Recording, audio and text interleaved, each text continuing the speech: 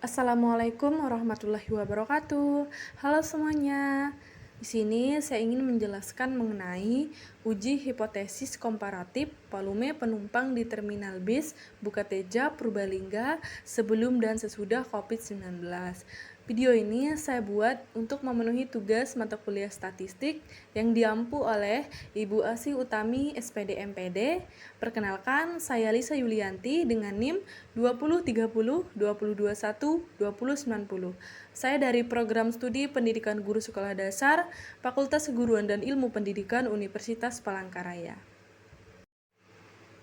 Nah, teman-teman, langsung saja kita memasuki ke metode penelitian di bagian waktu dan tempat penelitian.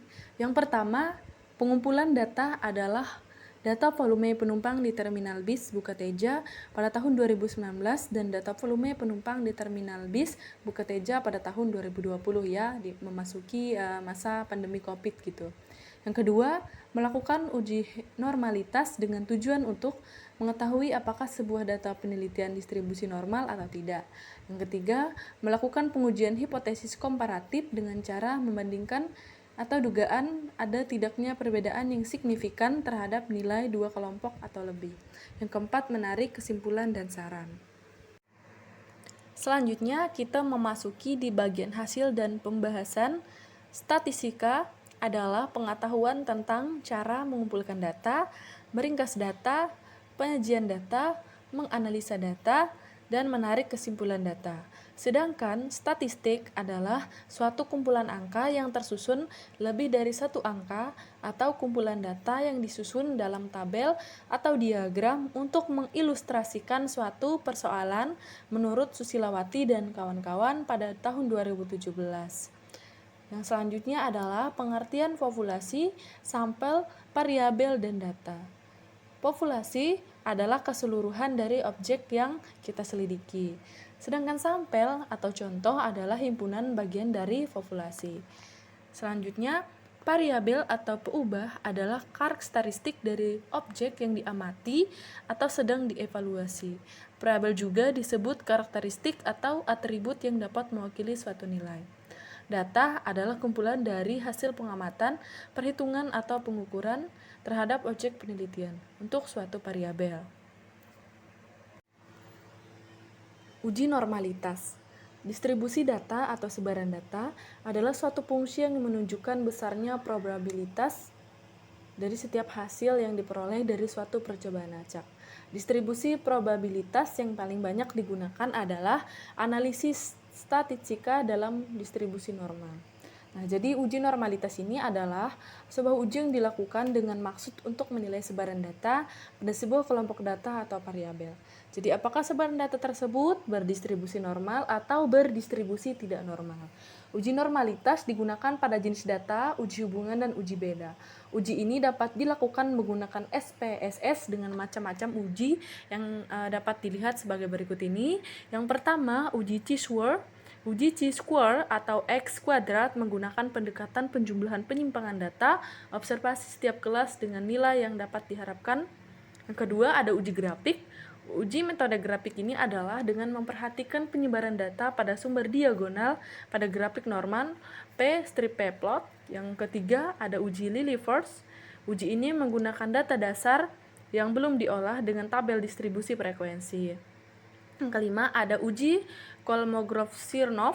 Uji Kolmogorov-Smirnov ini tidak jauh beda dengan metode Lilliefors. Langkah-langkah penyelesaian dengan menggunakan rumus yang sama, namun pada signifikasi yang berbeda. Langkah awal yang digunakan sebelum melakukan uji komparasi adalah melakukan uji normalitas dengan tujuan untuk mengetahui apakah sebuah data penelitian berdistribusi normal atau tidak. Apabila data berdistribusi, maka pengujian hipotesis penelitian akan menggunakan analisis statistika parametrik. Apabila data berdistribusi normal, maka pengujian hipotesis penelitian dilakukan dengan menggunakan pendekatan analisis statistika non-parametrik. Untuk melakukan uji normalitas digunakannya uji Kolmogorov-Smirnov dengan tujuan menolak atau menerima H0 dengan rincian hipotesis. Pertama, ada A sama dengan H0 dibagi data distribusi normal, yang B H1 dibagi data tidak berdistribusi normal. Dapat dilihat pada tabel 1 hasil uji Kolmogorov-Smirnov yang V strip Palue pada tahun 2019 diperoleh 0,142, sedangkan pada tahun 2020 diperoleh 0,073. Dari hasil uji normalitas menggunakan uji Kolmogorov-Smirnov tersebut, V strip Palue akan dibandingkan dengan nilai alfa dalam kurung alfa sama dengan 0,05. Berdasarkan tabel di atas, kedua tahun tersebut menunjukkan V value 0,142 dengan 0,073 atau lebih dari A alfa dalam kurung alfa sama dengan 0,5. Maka data pada tahun 2019 dan 2020 tersebut Q strip Q float dapat dilihat sebagai berikut pada slide selanjutnya. Nah, ini selanjutnya teman-teman bisa melihat di gambar 1 mengenai normal Q strip Q float of volume data penumpang di terminal bis Bukateja pada tahun 2019 dan tahun 2020 atau volume sebelum COVID-19 dan sesudah COVID-19. Nah, jadi normal Q strip Q float of volume pada tahun 2019 dan tahun 2020 pada gambar 4.1 menunjukkan bahwa data penyebar di sekitar garis diagonal dan tidak ada data yang letaknya jauh dari garis diagonal. Sehingga dapat disimpulkan bahwa data berdistribusi normal berdasarkan uji Kolmogorov-Smirnov dan normal Q strip Q float of volume asumsi normalitas dipenuhi. Oleh karena itu, uji selanjutnya akan dilakukan dengan menggunakan statistika parametrik, yaitu uji T tes 2 sampel berpasangan. Selanjutnya, kita memasuki ke pengujian hipotesis komparatif. Hipotesis komparasi adalah suatu pengujian data dengan cara membandingkan atau dugaan ada tidaknya perbedaan yang signifikan terhadap nilai dua kelompok atau lebih menurut Yudali 2015. Jadi, pada hipotesis komparasi hanya sekedar membedakan dan tidak sama sekali memperhatikan hubungan antar variabel. Bila H0 dalam pengujian diterima, maka nilai perbandingan 2 sampel atau lebih dapat menggeneralisasikan seluruh populasi di dalam sampel diambil dengan taraf kesalahan tertentu. Model komparasi terdapat dua model, yaitu komparasi 2 sampel dan komparasi lebih dari 2 sampel atau K-sampel. Karena hasil dari uji normalitas data berdistribusi normal, maka penelitian ini dilanjutkan menggunakan metode statistika parametrik. Maka dapat menggunakan uji tes 2 sampel berpasangan sebab bagian dari analisis statistik parametrik. Uji tes 2 sampel berpasangan bertujuan untuk mengetahui apakah terdapat perbedaan rata-rata 2 sampel, 2 kelompok yang saling berpasangan atau berhubungan. Adapun yang dimaksud berpasangan adalah data sampel kedua merupakan perubahan atau perbedaan dari data sampel pertama, atau dengan kata lain sebuah sampel dengan subjek sama mengalami 2 perlakuan. Untuk dapat memperoleh kesimpulan dari perbedaan data, perlu dilakukan uji hipotesis komparatif untuk menolak atau menerima H0 dengan hipotesis sebagai berikut. Yang pertama, H0 tidak ada perbedaan rata-rata akibat munculnya COVID-19 terhadap volume penumpang di terminal bis Bukateja. Yang kedua, H1 ada perbedaan rata-rata akibat munculnya COVID-19 terhadap volume penumpang di terminal bis Bukateja.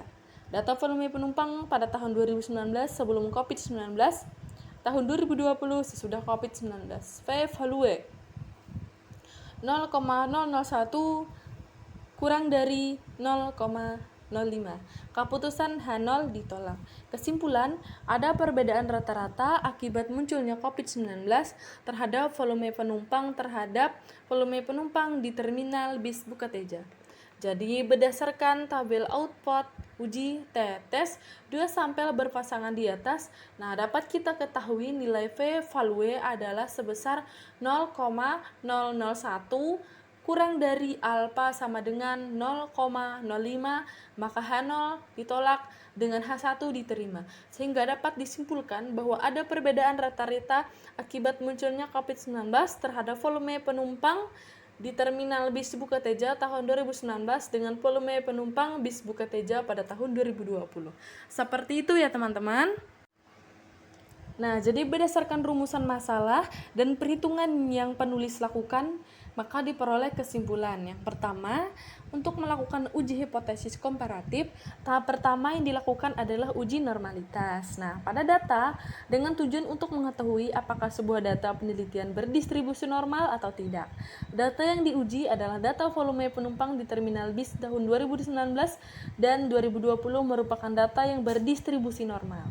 Kedua, karena data yang diperoleh merupakan data yang berdistribusi normal, dengan begitu uji selanjutnya dilakukan menggunakan statistika parametrik, yaitu uji t-test 2 sampel berpasangan. Pada uji t-test 2 sampel berpasangan diketahui signifikan 2 child adalah sebesar 0,001, yang mana nilainya lebih kecil dibandingkan nilai alfa sama dengan 0,05, maka H0 ditolak dan H1 diterima. Jadi kesimpulannya bahwa ada perbedaan rata-rata akibat munculnya COVID-19 terhadap volume penumpang di Terminal Bis Bukateja tahun 2019 dan volume penumpang di Terminal Bis Bukateja pada tahun 2020. Atau dapat kita artikan juga ada pengaruh munculnya COVID-19 ini terhadap muncul penumpang dan beberapa volume penumpang di bis Bukateja pada tahun 2019 dengan volume penumpang Terminal Bis Bukateja tahun 2020 diikuti dengan penurunan persentase akibat COVID-19 dari 2019 sampai 2020 sebesar 42.120 penumpang atau 36,5%. Nah, seperti itu ya kesimpulannya. Itu saja yang dapat saya sampaikan mengenai uji hipotesis komparatif volume penumpang di Terminal Bis Bukateja Purbalingga sebelum dan sesudah COVID-19. Saya pamit undur diri. Jangan lupa like, komen, dan subscribe di channel YouTube saya. Wabillahi taufiq wal hidayah. Wassalamualaikum warahmatullahi wabarakatuh.